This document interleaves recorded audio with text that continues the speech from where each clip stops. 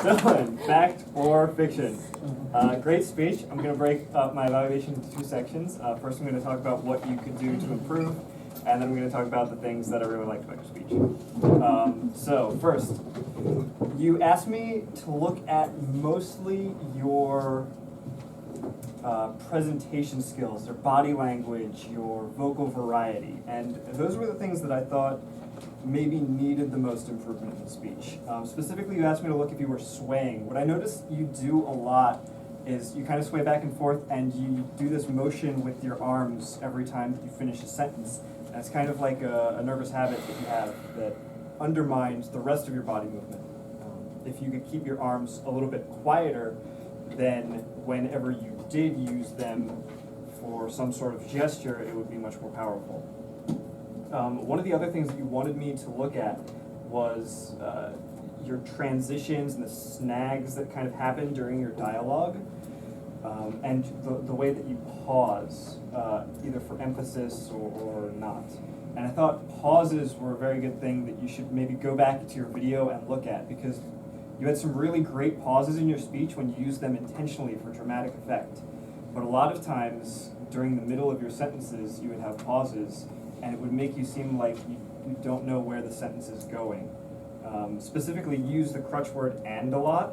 So you drag on sentences, and then you add another clause after them, and then it doesn't seem like you really know where you're going with the thought, and it undermines your credibility.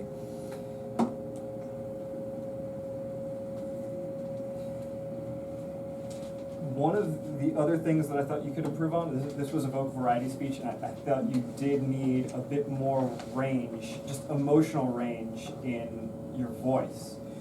For example, when you're talking about the section where the hypothetical situation where you're on an island and you need to get across the water or something.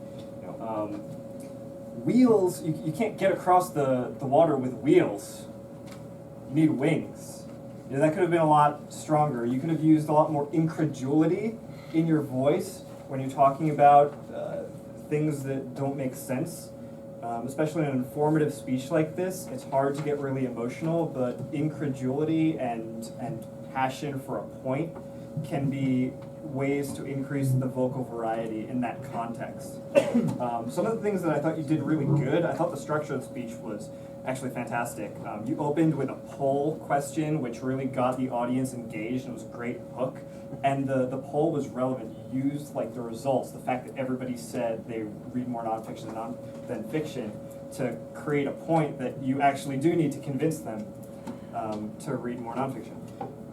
The other thing that you did was after that, you made a clear point, like, I'm going to convince you that you need to read more nonfiction. It was very clear and understandable. And at the end, you said you need both, and that is not fiction. I thought that was really great, and I'm out of time, so I look forward to your next speech. Thank you.